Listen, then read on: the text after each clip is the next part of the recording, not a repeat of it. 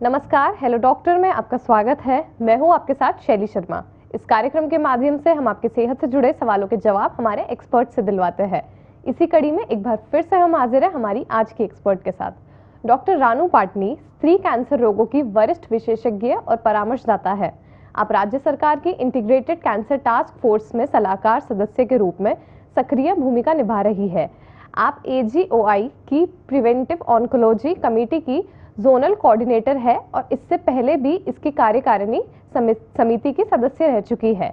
आप राजस्थान में गायनो ऑन्को फेलोशिप की पहली ट्रेनर और मेंटर रही है तथा AGOI राजस्थान की संस्थापक और वर्तमान अध्यक्ष भी है। आपने current concept in endometrial cancer नामक पुस्तक का संपादन किया है। आप इंडियन मेनोपॉज सोसाइटी में chairman peer review task force 2020 से लेकर 22 तक रह चुकी है। आपका बहुत बहुत स्वागत है मैम हमारे इस कार्यक्रम में। धन्यवाद। बढ़ते हैं सवालों की तरफ। पहला सवाल है, महिलाओं में किस किस तरह के कैंसर पाए जाते हैं? महिलाएं हमारी जनसंख्या की लगभग आधा हिस्सा होती हैं, तो इनका स्वास्थ्य एक बहुत ही महत्वपूर्ण हिस्सा है। और इसमें महिलाओं में जो मुख्यतया जो कैंसर पाए जाते हैं वो हैं इसी ऑर्डर में स्तन कैंसर, उसके बाद बच्चेदानी का मुंह या सर्विक्स का कैंसर, उसके बाद अंडाशय और फिर बच्चेदानी का कैंसर और अन्य कैंसर जैसे वल्वा वजाइना वगैरह, ये प्रमुख। जी। और सबसे ज़्यादा आम अगर हम देखें तो शायद बच्चेदानी का कैंसर और सर्वाइकल कैंसर रहता है। हाँ, स्तन कैंसर के बाद सबसे कॉमन जो कैंसर महिलाओं में पाया जाता है वो बच्चेदानी के मुंह का कैंसर या सर्विक्स का कैंसर होता है। पहले इसकी संख्या सबसे अधिक हुआ करती थी, लेकिन शायद बदलती जीवन शैली और कुछ अन्य कारणों से, खान पान वगैरह में बदलाव से स्तन कैंसर अब ज़्यादा पाया जाता है। तो बच्चेदानी का मुंह का जो कैंसर है उसके फिर भी जो विश्व में जो उसकी संख्या है उसमें से एक आप ये कह सकते हैं कि लगभग 90% जो अफेक्ट होती हैं लेडीज़ या जिनकी मौत होती है वो डेवलपिंग कंट्रीज़, विकासशील देश जैसे हमारे देश में पाए जाते हैं। जी बिल्कुल। अगला सवाल है, इनमें से कौन सा कैंसर सबसे ज़्यादा होता है? क्या इसकी संख्या समय के साथ बदली है? हाँ, जैसा कि मैंने कहा कि कुछ बदलाव देखा गया है सर्विक्स के कैंसर में। अब पहले मैं यदि अपनी प्रैक्टिस की बात करूं या मेरा लगभग 25 साल से ज़्यादा का एक्सपीरियंस है फीमेल कैंसर्स या गायनी कैंसर्स में, तो पहले जो महिलाएं आया करती थी वो फैली हुई अवस्था में ज़्यादा आती थी। अब फैली हुई अवस्था में कम आती हैं, शायद कुछ अवेयरनेस, कुछ स्क्रीनिंग वगैरह के बढ़ने की वजह से। और अब हम काफ़ी महिलाओं को कैंसर पूर्व स्थिति में भी निदान करने लगे हैं। तो ये एक बदलता हुआ स्वरूप है इस कैंसर का जो देखने में आ रहा है।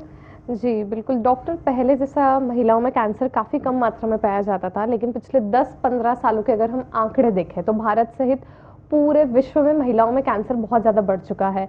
तो क्या जो लाइफस्टाइल चेंजेस हुए हैं, अब अधिकतर वर्किंग वुमेन होती है, साथ ही में महिलाओं की लाइफस्टाइल में भी कई तरीके के खान पान भी शामिल हो जाते हैं, तो क्या इसका असर महिलाओं के शरीर पर ज़्यादा पड़ता है कि वो कैंसर से ग्रसित हो रही है? नहीं, इसका असर महिलाओं पे ज़्यादा पड़ता है ऐसी बात नहीं है, मगर इसका असर पूरी जनसंख्या पे पड़ता है। और अब कैंसर ज़्यादा पाए जाने लगे हैं क्योंकि इसके दो कारण हैं। एक तो इनकी संख्या बढ़ रही है, जो हमारे कुछ खान पान या हमारी लाइफस्टाइल, जैसे मोटापा बढ़ रहा है, सेडेंटरी लाइफस्टाइल हो रही है, ज़्यादा व्यायाम या फिजिकल एक्टिविटी नहीं हो पाती है, इन सब से बढ़ रही है। दूसरा, अब डायग्नोसिस बेटर होने लगा है। हम लोग उसको समय से पूर्व या समय रहते उसका निदान कर पाते, क्योंकि हमारे पास निदान के साधन बहुत अच्छे हो गए, कुछ अवेयरनेस भी हो गई है, तो लोग बाग समय पे चेकअप के लिए भी आ जाते हैं। बिल्कुल। अगला प्रश्न है, क्या गर्भाशय ग्रीवा यानी सर्विक्स के कैंसर से बचाव संभव है?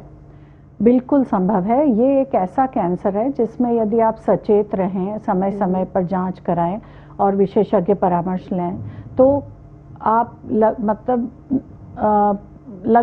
100% इससे बचाव संभव है। इसके कई तरीके होते हैं जैसे प्राइमरी लेवल पे हम इस वैक्सीनेशन देते हैं, सेकेंडरी लेवल पे स्क्रीनिंग होती है, फिर जब डायग्नोस हो जाए तो उसका किस स्टेज पे किस तरह का इलाज करना है ये किया जाता है। तो ये एक कैंसर ऐसा है जिससे बचना संभव है। यानी कई लोग सर्विक्स कैंसर के नाम से घबरा जाते हैं, तो ऐसी महिलाओं को घबराने की जरूरत नहीं है। आप समय पर अपना ट्रीटमेंट शुरू कर दीजिए, उसके बाद एक अच्छी लाइफस्टाइल रखिए, तो आप इस कैंसर से निजात पा सकती है और एक हेल्दी लाइफ आगे जाके जी सकती है। अगला सवाल है, स्क्रीनिंग क्या होती है और यह कैंसर से बचाव में कैसे मदद करती है? स्क्रीनिंग का मतलब होता है कि जब आपके कोई लक्षण नहीं हो तब भी आप एक जांच के द्वारा कुछ रिस्क फैक्टर्स को का निदान हो सके, कुछ टेस्ट से या चेकअप से, उस प्रक्रिया को हम स्क्रीनिंग कहते हैं। तो सर्वाइकल कैंसर के लिए स्क्रीनिंग का बहुत अधिक महत्व है।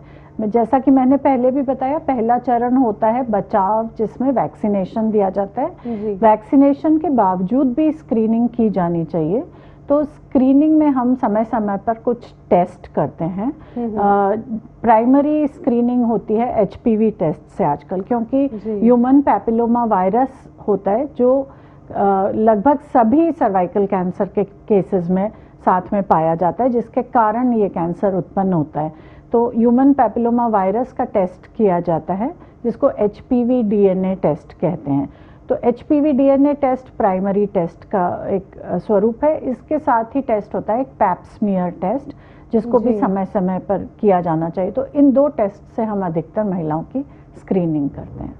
जी मैम, हम ये जानना चाहेंगे कि जो कैंसर की स्क्रीनिंग होती है, या वैसे भी आम तौर पर जो स्क्रीनिंग टेस्ट वगैरह होते हैं, वो कितने समय में करवाने चाहिए? देखिए, यदि आपने एचपीवी डीएनए टेस्ट और पैप स्मीयर टेस्ट दोनों करवाए हैं और दोनों नॉर्मल हैं, तो आपको 5 साल पहले कोई टेस्ट कराने की, रिपीट कराने की ज़रूरत नहीं है। यदि सिर्फ पैप स्मीयर से स्क्रीनिंग करिए तो आपको 3 साल पे रिपीट करना पड़ता है, यदि वो नॉर्मल है। तो उसमें यदि कोई खराबी पाई जाती है या फिर आपके कोई नए लक्षण बीच में आने लग जाए तो हम बीच में टेस्ट करते हैं, अदरवाइज नहीं। तो WHO का ये गोल है कि लगभग मतलब विश्व को 2030 तक सर्वाइकल कैंसर मुक्त कर होना चाहिए। अब वो किस तरह से होना चाहिए, यदि आप चाहेंगे तो मैं वो भी बता दूँ। जी बिल्कुल मैम, हम आपसे इस बारे में भी ज़रूर जानेंगे। और मैम, जैसे जिनके घर में कैंसर की हेरिडिटरी रही हुई है, खास तौर पर उन महिलाओं को कितने कितने समय में स्क्रीनिंग लेनी चाहिए? जिनमें हेरिडिटरी होता है कैंसर, सर्वाइकल कैंसर अधिकतर हेरिडिटरी आनुवंशिक नहीं पाया जाता है। अन्य कैंसर जो होते हैं, यदि वो हेरिडिटरी जिनके परिवारों में हिस्ट्री है कुछ तरह के कैंसर्स की, जैसे अंडाशय का कैंसर या ब्रेस्ट का कैंसर या बच्चेदानी का कैंसर, तो उनको हम स्क्रीनिंग थोड़ा जल्दी शुरू करते हैं। उसमें या तो 35 साल के बाद शुरू हो जाती है स्क्रीनिंग। पर अंडाशय, इसमें ये एक थोड़ा सा कॉम्प्लेक्स टॉपिक है, उनकी जांच की जाती है। अंडाशय और इन कैंसर्स की स्क्रीनिंग प्रक्रिया नहीं होती है, उनकी हम जांच करते हैं क्योंकि उनमें रिस्क ज़्यादा पाया जाता है। तो परिवार में जिस उम्र पे कैंसर हो, या तो उससे 10 साल पहले या 35 की वर्ष के बाद ये जांचें शुरू हो जाती है। ब्रेस्ट कैंसर की स्क्रीनिंग होती है, तो उसकी यही होती है कि जल्दी शुरू की जाती है। जिन परिवारों में ब्रेस्ट कैंसर पाया जाए उनमें जल्दी स्क्रीनिंग शुरू की जाती है, और उनका कभी कभी किसी कारणों से थोड़ा इंटरवल भी कम किया जा सकता है। जी बिल्कुल, ये आपने काफ़ी महत्वपूर्ण जानकारी दी है जो काफ़ी सारी महिलाओं के मिसकॉन्सेप्शंस को क्लियर करेंगी। अगला सवाल है, महिलाओं के जननांगों के कैंसर के मुख्य लक्षण क्या होते हैं? जैसा कि मैंने बताया, महिला जननांगों के मुख्य कैंसर बच्चेदानी या अंडाशय या योनि द्वार से संबंधित होते हैं। तो लक्षण या तो अनियमित रक्तस्राव जो लंबे समय तक चले, या माहवारी बंद होने के बाद या रजोनिवृत्ति के बाद रक्तस्राव हो, संभोग के बाद रक्तस्राव हो, तो भी सतर्क होने की ज़रूरत है। अचानक लंबे समय तक बदबूदार पानी पेट में दर्द के साथ, फिर बढ़ी हुई पेट में कोई आपको भारीपन, गांठ या पानी भरा हुआ ऐसा महसूस हो, या फिर कभी कभी जैसे अचानक से एकदम यूरिन के रास्ते या मलमूत्र के रास्ते, किसी भी रास्ते से खून आने लगे, या भूख लगना कम होने लगे, या वजन गिरने लगे, ये बढ़ी हुई अवस्थाओं में पाया जाता है। जी, यानी ये सब मुख्य लक्षण हैं जो कैंसर की स्टार्टिंग में महिलाओं को स्टार्टिंग में भी हो सकते हैं और कभी कभी बढ़ जाने के बाद भी, पहले पता नहीं चले और अंदर ही अंदर बढ़ गया तो वो इस तरह से भी सामने आ सकते हैं। जी बिल्कुल। और मैम, महिलाओं में जैसे सामान्य रोजमर्रा की जो समस्याएं होती है, व्हाइट स्टार जाना, कई बार सिस्ट फॉर्म हो जाना, आजकल एंडोमेट्रियोसिस की भी काफ़ी ज़्यादा समस्या महिलाओं में पाई जा रही है, पोस्टपार्टम पीसीओडी, और ये जितना भी हार्मोनल इम्बैलेंस रहता है, अगर इन्हें समय पर नहीं ट्रीट किया जाए या इन पर नहीं ध्यान दिया जाए, कई बार महिलाएं इन्हें नकार देती है, इन पर इतना ध्यान नहीं देती, तो क्या ये भी आगे जाके किसी ना किसी कैंसर का रूप ले सकता है? बिल्कुल, कुछ मेडिकल कंडीशंस होती हैं जिनमें कैंसर का खतरा बढ़ जाता है, तो उनमें मुख्य जो मैं नाम लेना चाहूंगी वो तो जैसा आपने बोला एंडोमेट्रियोसिस। तो कुछ प्रतिशत महिलाओं में जिनमें यदि एंडोमेट्रियोसिस को समय पर ट्रीट नहीं किया जाए तो वो आगे जाके कैंसर का खतरा बढ़ता है। साथ में पीसीओडी भी कुछ कैंसर्स जैसे बच्चेदानी का कैंसर या अंडाशय का कैंसर का खतरा बढ़ाता है। मोटापा एक और कारण है जो इनडायरेक्टली कैंसर का खतरा बढ़ा सकता है। तो इन मेडिकल कंडीशंस को समय पर डायग्नोस और ट्रीट किया जाना बहुत ज़रूरी होता है। जी बिल्कुल, यानी अगर आपको भी एंडोमेट्रियोसिस है, पीसीओडी, पीसीओएस की हार्मोनल इम्बैलेंस की समस्या है, तो इन्हें नकारें मत, इन पर ध्यान दीजिए ताकि आगे जाकर ये किसी भी तरीके के कैंसर में ना कन्वर्ट होए। अगला सवाल है, क्या कैंसर परिवार से आनुवंशिक कारणों से भी हो सकते हैं? बिल्कुल हो सकते हैं, खास तौर पे स्तन कैंसर और अंडाशय के कैंसर कई परिवारों में पाए जाते हैं। और इसी के साथ कुछ सिंड्रोम्स होते हैं जिनमें बच्चेदानी का कैंसर जैसे एंडोमेट्रियम का कैंसर, तो कुछ परिवारों में जिनमें या तो पैनक्रियास का cancer, breast cancer, ovarian cancer, मूत्र के तंत्र का कैंसर या कुछ अन्य कैंसर पाए जाते हैं, तो उनमें इन बच्चेदानी से संबंधित कैंसर्स का खतरा बढ़ जाता है। इनको हम लिंच सिंड्रोम, काउडेन सिंड्रोम, कई सारे नाम होते हैं, तो इनमें आनुवांशिक रहता है ये कैंसर। जी मैम, जैसा आप बता रही है बच्चेदानी का कैंसर, अगर किसी महिला को इस तरीके का कैंसर हुआ है तो क्या उसके बाद वो कंसीव कर सकती है या उसको कुछ विशेष बातों का ध्यान रखना चाहिए? ये आपने बहुत ही अच्छा सवाल पूछा है। आजकल ज़्यादा देखा गया, मतलब कई महिलाओं में कम उम्र में भी कैंसर का निदान देखा गया है। और इसके साथ एक कारण ये भी है कि कई महिलाएं आजकल अपने करियर या अन्य कारणों की वजह से बच्चा करने में भी कुछ उम्र ज़्यादा हो गई है, यानी देर से करते हैं, तो ये कुछ कैंसर्स हैं जो पाए जाते हैं कम उम्र में भी। तो कम उम्र में ये एक बहुत ही चैलेंजिंग सिचुएशन हमारे लिए हो जाती है कि हमें उनका प्रजनन शक्ति भी बना के रखनी है, कैंसर का इलाज भी करना है और उनमें हार्मोन की कमी ना हो, ये सब भी देखना है। तो इसी के लिए स्त्री कैंसर रोग विशेषज्ञ को एक मल्टी डिसिप्लिनरी या बहुत सारे एक्सपर्ट्स के साथ इलाज करना पड़ता है, जिनमें इनफर्टिलिटी स्पेशलिस्ट भी होते हैं और जिनमें कैंसर के अन्य विशेषज्ञ भी हो सकते हैं, काउंसलर्स की भी ज़रूरत पड़ती है कई बार। पर हाँ, अब जो कम उम्र में इलाज होता है जिसको हम फर्टिलिटी स्पेयरिंग ट्रीटमेंट कहते हैं या प्रजनन क्षमता को बचाकर कैंसर का इलाज करने वाली जो प्रक्रिया है वो अब काफ़ी देखी जाती है और उसमें काफ़ी एडवांसमेंट भी हो रहा है, तो उसके नए नए और अच्छे इलाज भी आ जाते हैं। बिल्कुल, इनफर्टिलिटी, कैंसर जैसी समस्याओं को देखते हुए कई महिलाओं ने अपने एक्स को फ्रीज करवाना भी शुरू कर दिया है समय से पहले ही, ताकि उन्हें इस तरीके की समस्याओं से ना जूझना पड़े। बिल्कुल जी, अगला सवाल है, महिला संबंधी कैंसर का इलाज किन किन तरीकों से किया जाता है? स्त्री जननांग जैसे सभी कैंसर्स का किया जाता है, इनमें भी 3 मुख्य प्रक्रियाएं होती हैं। एक तो शल्य चिकित्सा या सर्जरी, फिर कीमोथेरेपी या रेडियोथेरेपी। तो ये तो मेन तरीके हैं। यदि अर्ली स्टेज में या शुरुआती अवस्था में होता है तो अधिकतर सर्विक्स का कैंसर या बच्चेदानी का कैंसर या अंडाशय का कैंसर आप सर्जरी या शल्य चिकित्सा से उसका पूरा इलाज कर सकते हो। पर यदि उसके बाहर फैलाव हो गया है तो हमें तीनों मोडेलिटीज़ का कीमोथेरेपी, रेडियोथेरेपी, सर्जरी, इन सब का एक साथ एक उस पेशेंट के लिए एक प्रोटोकॉल बनाना पड़ता है और उसी तरह से फिर उसका इलाज होता है। बढ़ी हुई अवस्था में या कई बार कैंसर यदि दोबारा आ जाए तो ऐसे केसेस में इम्यूनोथेरेपी, हार्मोन थेरेपी, इन सब का भी आजकल बहुत रोल देखा गया। जी बिल्कुल, मैं आपसे पूछने ही वाली थी कि अगर कैंसर जो है उसका रिपेल होने के चांसेस कितने ज़्यादा रहते हैं?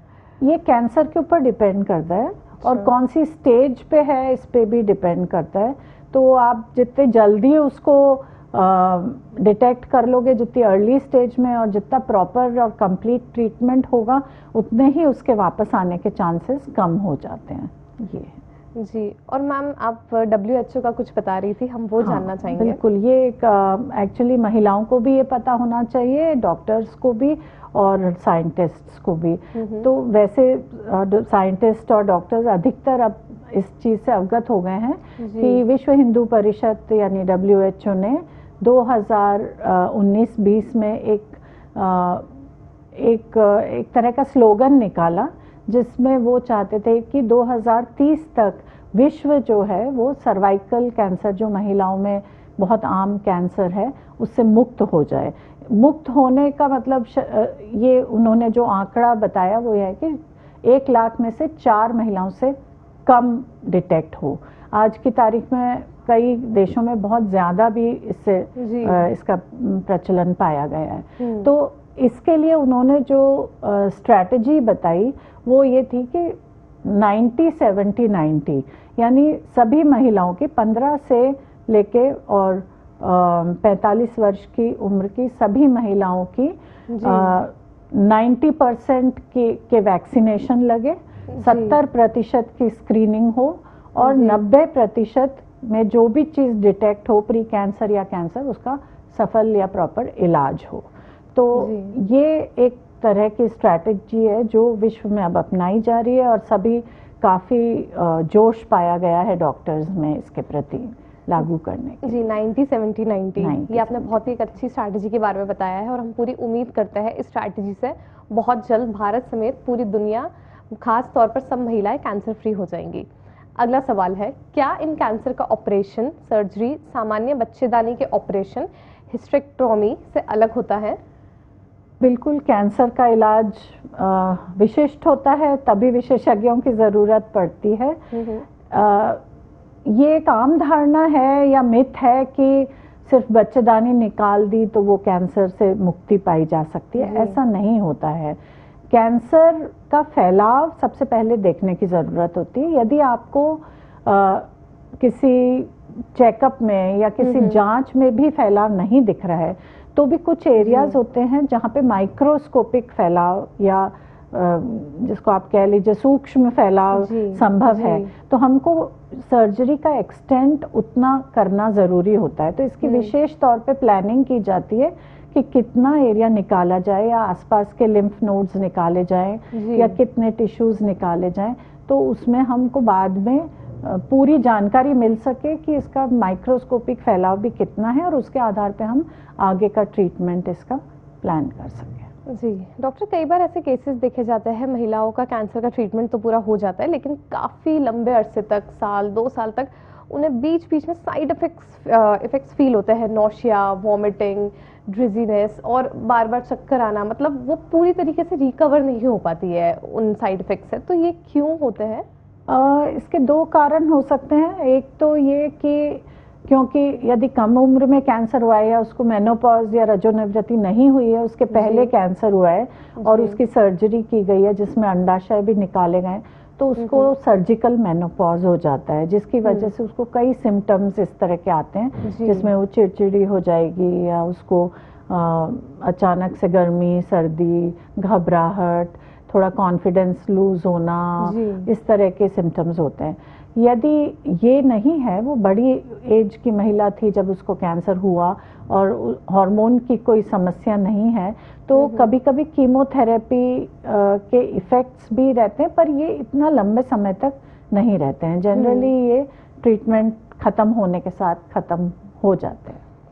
यानी महिलाओं का जो मेंटल उस टाइम पे जो पूरा प्रोसेस होता है वो भी काफ़ी ज़्यादा बिगड़ जाता है, उनकी मेंटल हेल्थ भी प्रभावित होती है कैंसर के कारण। इस वजह से भी जो साइड इफेक्ट्स है वो काफ़ी लंबे अरसे तक चल बिल्कुल सकते हैं। काउंसलिंग की बहुत ज़रूरत होती है। जब पेशेंट आता है हमारे पास तो हम उसको पूरी तरह से समझाएं कि उसका क्या है और आगे जाके वो क्या एक्सपेक्ट कर सकती है, तो शायद वो ज़्यादा प्रिपेयर्ड होगी और उसको काउंसलिंग की बहुत ज़रूरत है। यानी कैंसर के जो मरीज हैं उन्हें अपनी मेंटल काउंसलिंग ज़रूर लेनी चाहिए, जिससे उनका कॉन्फिडेंस बूस्टअप होता है, उनमें एक सकारात्मक ऊर्जा रहती है, जिससे वे और जल्दी ठीक हो सकते हैं। अगला सवाल है, अगर ये कैंसर कम उम्र की महिलाओं को हो जाए तो इलाज में कौन सी मुश्किल आती है? जैसा कि मैंने पहले भी बताया कि इन महिलाओं में 2 मेन चीज़ें हैं जिन पे हमको ध्यान देना होता है। एक तो उनकी प्रजनन क्षमता को बनाए रखना और दूसरा उनमें हार्मोन की कमी ना हो या समय पूर्व रजोनिवृत्ति ना आ जाए।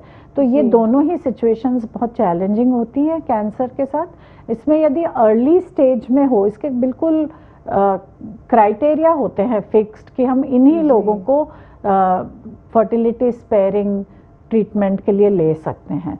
तो उसमें अर्ली स्टेज ऑफ कैंसर एक बहुत बड़ा क्राइटेरिया है।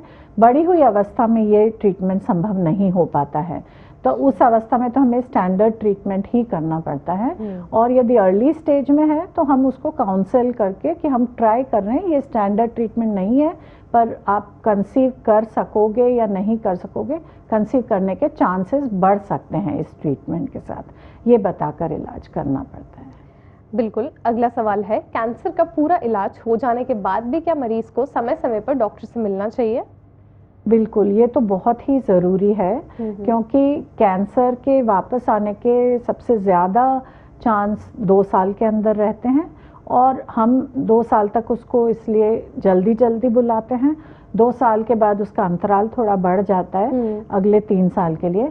5 साल तक यदि उसको कैंसर दोबारा नहीं आता है तो उस कैंसर के वापस आने के चांस बहुत कम हो जाते हैं और मेडिकली हम उसको ट्रीटेड मान सकते हैं। लेकिन फिर भी कुछ एक्सेप्शंस होते हैं, पर अधिकतर महिलाओं की बात कर रही हूँ। यानी कैंसर होने के कम से कम 2 से 5 साल तक महिलाओं को डॉक्टर से मिलना ही चाहिए, जिससे उनको अपनी स्थिति पता चलती रहे कि कैंसर की क्या पोजीशनिंग है। ट्रीटमेंट के 5 साल तक, पूरे 5 साल तक। हाँ। बिल्कुल। और मैम, मैं जानना चाहूँगी कि जैसे जो महिलाएं कैंसर से ग्रसित है या सामान्य तौर पर भी महिलाओं को अपने आहार में किन चीज़ों का ध्यान रखना चाहिए? जैसा कि मैंने आपको बताया पहले भी कि मोटापा भी एक कारण है कैंसर के खतरे के बढ़ने का। तो सबसे पहले तो हमें अपने आहार में फास्ट फूड, मैदा, कोल्ड ड्रिंक्स, एरेटेड ड्रिंक्स किसी भी तरह की, इनको अवॉइड करना चाहिए। स्मोकिंग को बिल्कुल नो होना चाहिए। स्मोकिंग बहुत ही ख़राब है जनरल हेल्थ के लिए भी और कैंसर के खतरे के लिए भी। अल्कोहल भी अच्छा नहीं है। और इसके साथ ही हमें फ्रूट्स, वेजिटेबल्स और न्यूट्रिशियस खाने पे, संतुलित आहार पे ज़्यादा ध्यान देना चाहिए।